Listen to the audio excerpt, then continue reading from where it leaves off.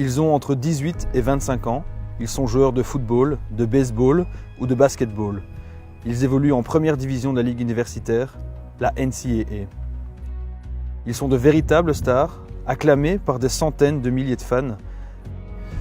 Leur vie est rythmée comme celle d'athlètes professionnels avec plus de 40 heures d'entraînement par semaine.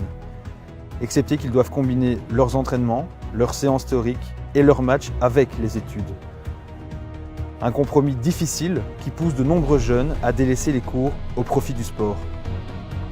Certaines universités n'hésitent d'ailleurs pas à falsifier les points de leurs étudiants sportifs afin qu'il n'ait qu'un objectif, performer sur le terrain.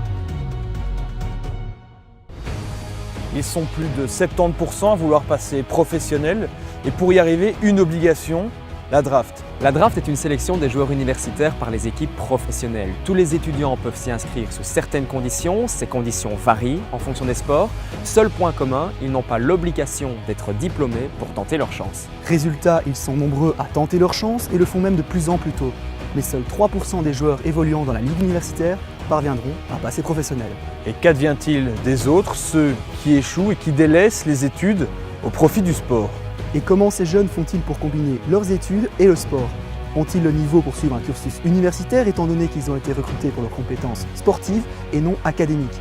Et quelles sont les aides proposées par ces universités?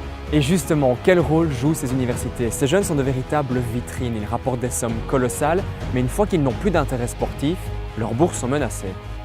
Pour le découvrir et mener une enquête journalistique de qualité, nous avons besoin de vous. Nous nous rendrons aux États-Unis en septembre afin d'y rencontrer des joueurs, des coachs, des professeurs, mais aussi des journalistes. Et tenter de comprendre comment le sport est passé avant les études au sein des universités américaines. Pour nous suivre dans ce mémoire, n'hésitez pas à vous rendre sur nos pages Facebook, Twitter, Instagram et Medium.